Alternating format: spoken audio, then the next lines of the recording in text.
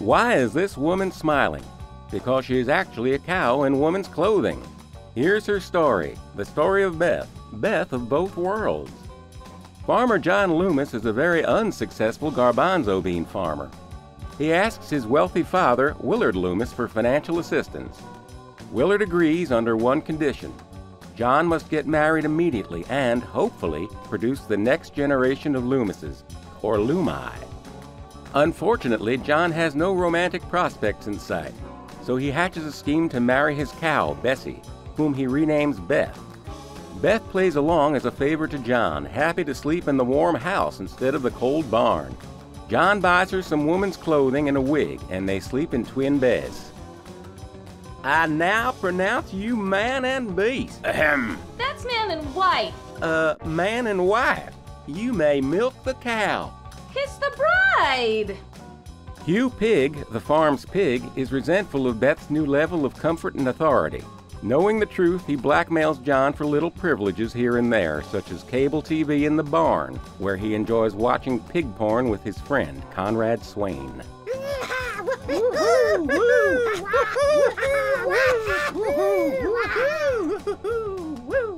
To raise money for video games, the two have been known to sell martinis to school children. That'll be $5.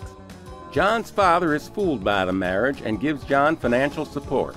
He visits regularly, asking when he can expect some grandchildren.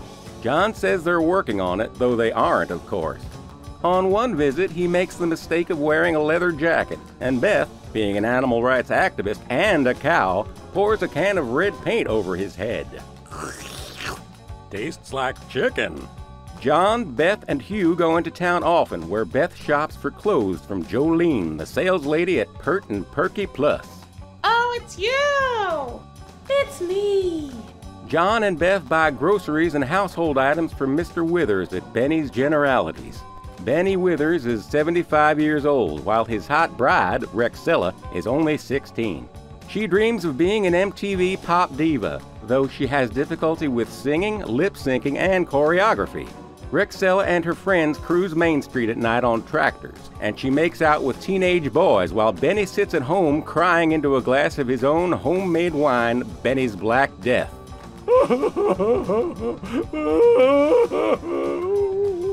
Enos Dingle, the store's horny, emotionally tortured stock boy, has a crush on Rexella, who flaunts her body in front of him just for kicks.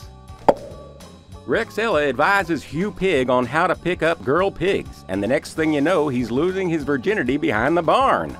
Oh, Hugh! Oh, baby! Oh, baby! Baby, baby, baby! Oh.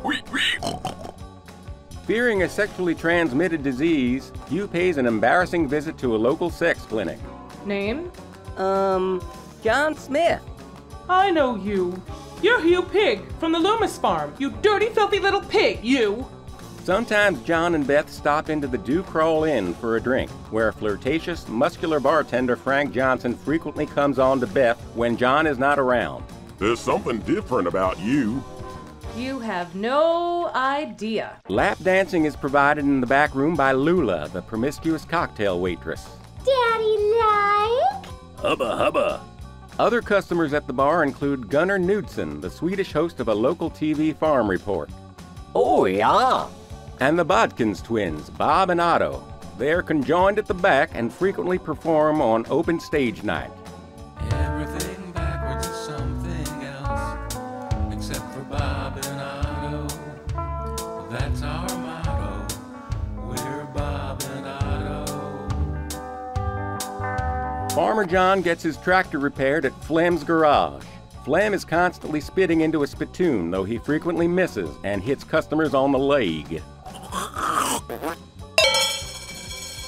After a trip to Flem's garage or after a lap dance from Lula, locals may wish to take their soiled garments to Ho's dry cleaning, though Mrs. Ho speaks very little English. So. Her teenage daughter, the lovely One Fine Ho, frequently needs to come out from the back room to translate. We got that stain off your overalls, Mr. Loomis. The Loomis' neighbors are Chuck and Dorothy Recitar. Dorothy flirts with Farmer John, usually after a few slices of her famous tequila bunt cake, and she hints about swinging and wife swapping. One day, John comes home to find Beth and Dorothy playing a game of strip pinochle after too much cake. Beth, how many times do I have to tell you?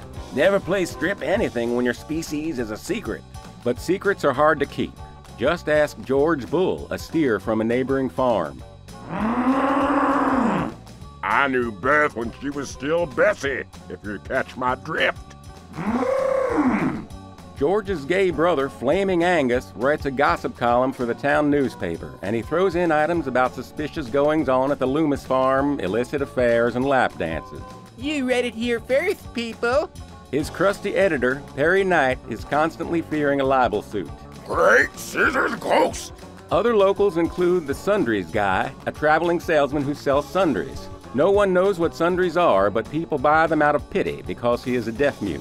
And veterinarian Doc Crenshaw. Tender udders are quite common, Beth. Speaking of tender udders, nothing brought the town together as much as the time Beth and Hugh fell into an abandoned well and were trapped for days. You're dehydrated, Hugh. To save your life, I will allow you to suckle my teats. Suckle your teats? Yes, go ahead.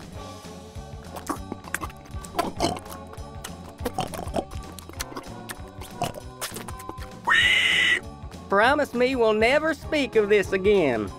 Hello down there! Thank goodness, just in time.